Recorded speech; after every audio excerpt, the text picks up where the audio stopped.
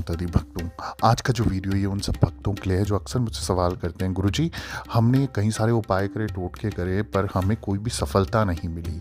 कई सारी शक्तियों को पूज लिया, कई सारे बताए हुए कार्य कर लिए, उसके बाद भी निवारण नहीं होता। अगर आप चाहते हैं कि आपके घर में धन समृद्धि हो, सुख सुविधाएं आएँ और जीवन में जो भी कष्ट हैं उनका निवारण हो, तो आप भोलेनाथ की शरण ले सकते हैं। भोलेनाथ के उपाय करे हुए आपको सफलता देंगे। शिव पुराण में बताए हुए उपाय ऐसे कारागार उपाय हैं जो केवल मात्र भगवान भोलेनाथ का ध्यान करने से ही आपको निस्तारण मिल जाता है। आपके कार्य सफल होने लग जाते हैं। जीवन में कैसा भी कष्ट हो, जीवन में कैसा भी संकट हो, उनसे सफलता मिलती है। शिव पुराण के अनुसार भगवान शिव की पूजा करने वाले व्यक्ति को जीवन में कभी किसी चीज़ की कमी नहीं होती और महादेव हमेशा अपने भक्तों के लिए उपलब्ध रहते हैं। महादेव केवल त्रिदेवों में से एक देवता नहीं है, बल्कि वह पंचदेवों के प्रधान हैं, अनादि और निगमागन भी हैं। मानव कल्याण के लिए शिव पुराण में कुछ ऐसे उपाय बताएं जिन्हें करने से जीवन के समस्त समस्याओं का निवारण होता है। तो आइए जानते हैं वो कौन से उपाय जिन्हें करने से आपकी धन समृद्धि, आपके जीवन के संकट, आपके कष्ट कट सकते हैं। अब अगर आपके सर पे कर्जा हो गया है, बहुत ज़्यादा कर्जा है, सर पे चढ़ा हुआ उतर नहीं रहा है, कहीं ना कहीं से कर्जा हो ही जाता है ना चाहते हुए, तो शिव पुराण के अनुसार धन संबंधित समस्याओं से मुक्ति पाने के लिए हर रोज शिवलिंग पर जल में अक्षत यानी कि चावल जो बिना टूटे हुए हैं वो अर्पित करें।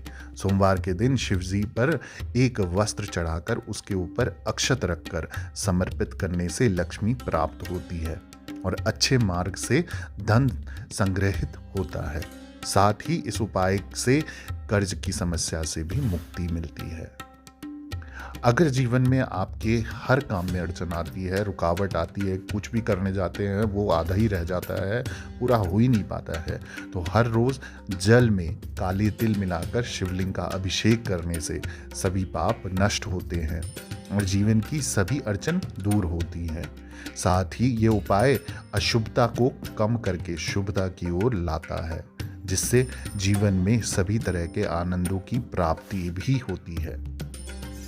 अगर आप चाहते हैं जीवन में आपकी सुख सुविधाएं आए, जीवन में हर प्रकार से आप खुशहाली चाहते हैं, तो आपको इसमें वृद्धि करना चाहते हैं, तो शिवलिंग पर जल में जौ मिलाकर अभिषेक करने से सुख सुविधाओं में वृद्धि होती है और पितरों का भी आशीर्वाद प्राप्त होता है। शिव पुराण के कथन मिलता है कि गेहूं से बने पकवान से शंकर जी का भोग लगाना उत्तम माना गया है। साथ ही गेहूं के दान से कुल में वृद्धि होती है और परिवार के सदस्यों के बीच आपसी प्रेम बना रहता है। घर में नकारात्मक माहौल सकारात्मक में बदल जाता है। तो ये कार्य करने से आपके जीवन की वृद्धि होगी। और अगर आपको धन संपत्ति की प्राप्ति करनी है, यानी कि धन संपदा में वृद्धि चाहिए, पैसों की जो कमी है उसको हटाना चाहते हैं, मिटाना चाहते हैं, तो जीवन में सुख समृद्धि और शुभ फलों की प्राप्ति के लिए हर रोज रात में 11 से 12 बजे के बीच शिवलिंग के सामने एक दीपक अवश्य जलाएं। ऐसा करने से धन संपत्ति और ऐश्वर्य की प्राप्ति होती है। इस उपाय के पीछे एक कथा भी है, जिसमें एक व्यक्ति रात के समय शिव मंदिर से अंधकार दूर करने के लिए अपनी कमी जला देता है, जिससे प्रसन्न होकर उस व्यक्ति को अगले जन्म में शिव कुबेर देव का पद दे देते हैं। अब यदि आप कोई मनोकामना पूर्ति के लिए उपाय करना चाहते हैं, जिसमें आप चाहते हैं कि आपकी मन इच्छाएं पूरी हो जाएं, कोई मनोकामना है जो पूरी नहीं हो पा रही है, तो शिव पुराण में बताया गया है कि व्यक्ति को मनोकामना पूर्ति के लिए कम से कम 5 सोमवार भगवान पशुपतिनाथ को समर्पित उपवास रखना चाहिए।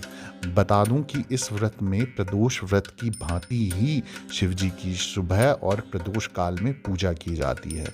मान्यता है कि सफलतापूर्वक इस व्रत का पालन करने से सभी मनोकामनाएं पूर्ण हो जाती हैं और भक्तों पर भगवान शिव का आशीर्वाद बना रहता है।